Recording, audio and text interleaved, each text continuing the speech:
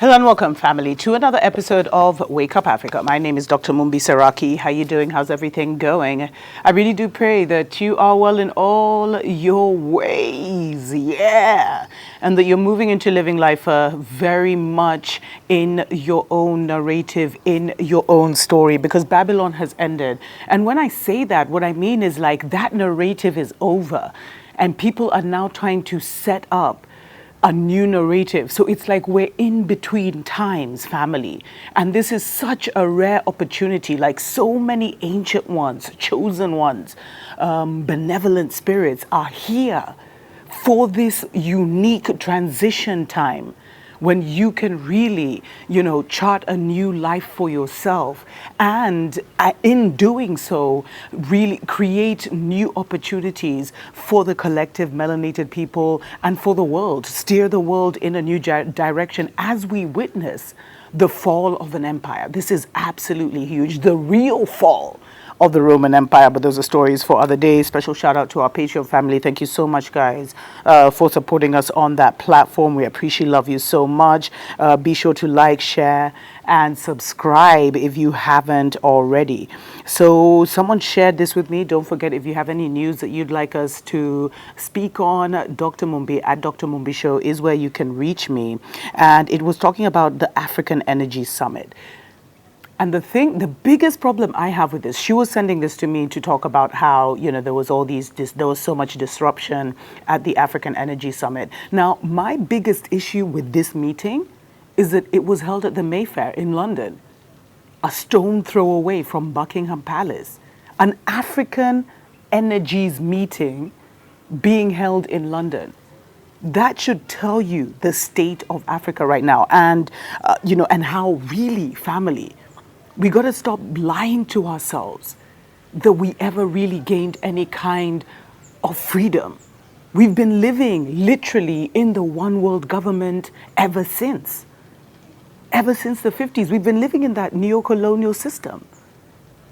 Because why would energy ministers, family, this is the crazy thing, energy ministers and leaders from across Africa traveled all the way, representatives from a dozen African governments attending the event, as well as Somalian Resource Minister Mohamed Hashi Arabi Abdi, President and CEO of Africa Oil Corporation Keith Hill, that sounds like Mzungu, and representatives from oil giant Shell. Apparently the event is actually an annual event. We never hear about it. I didn't see it anywhere. Like, family, when I was researching this, I didn't see any African newspaper talking about this, or any mainstream media even picking this up. And you'll find that this is where the colonial strategies are made.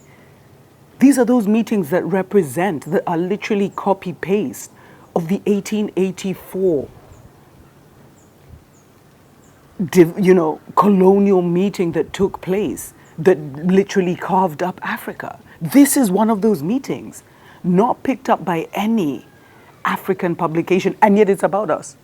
It's about African energy. And it's actually quite disturbing that the Somalian resource minister was there, because, they're saying that off the coast of Somalia, they found oil reserves, but they would have to get it through fracking. And fracking is really like a very, very dangerous, they're taking things too far. It's literally like you create, through tremors or whatever, cracks in the earth so you can get to that oil. And this is a mess. So they say U.S. energy giant ExxonMobil and French petrol firm Total Energies were listed as sponsors for the summit, which cost as much as £500 to watch remotely with an online ticket. That already. So basically this meeting is catering to the Mzungus, to the colonizers, and bringing the energy ministers, etc., so they can sign special deals that Africa is totally unaware of, probably get wined and dined, discuss the percentage they'd get. We got to stop being naive.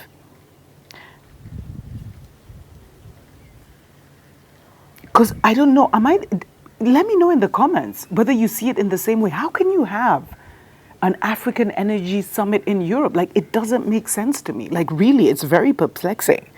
And the thing is that it's actually, there's been a lot of demonstrations that have actually stopped. I think they had to call off the gala dinner or whatever, and they're calling it an Ecomob, stormed London's Mayfair, and they glued themselves together in the lobby.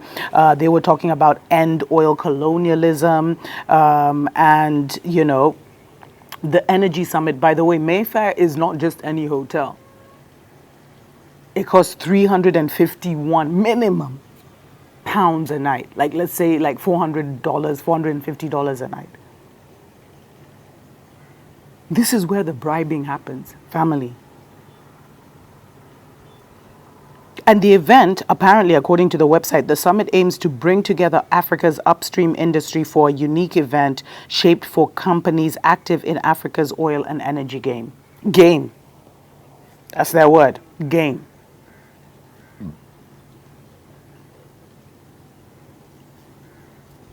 These are some of the reasons, family.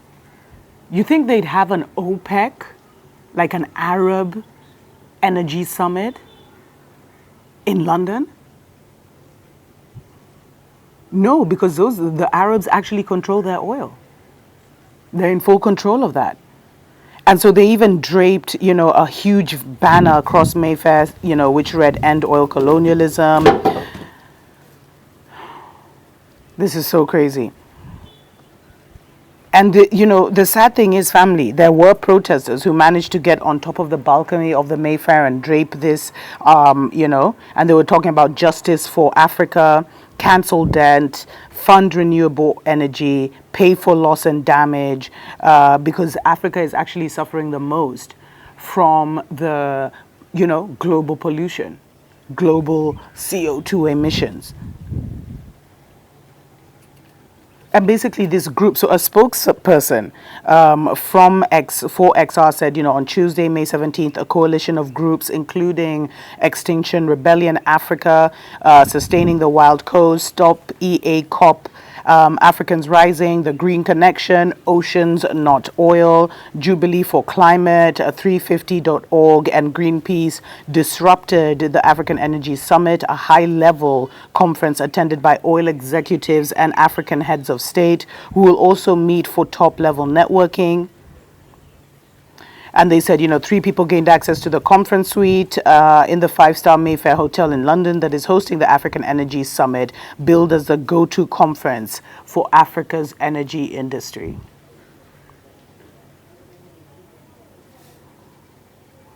They hung banners saying "End Oil Colonialism and Justice for Africa," and stood in the lobby blocking the delegates' entrance, disrupting proceedings with audio recordings of African activists' presentations about new oil deals.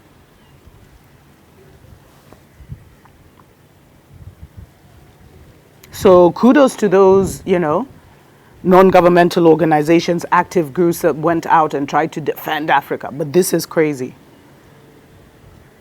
An African Energy Summit that deals with the highest level people in the energy game, meeting in Babylon to talk about oil in Africa, and not even one newspaper anywhere across the continent tells us about it. There's something fishy there, family. Let me know what you think in the comments below. Until next time. Tuko pamoja.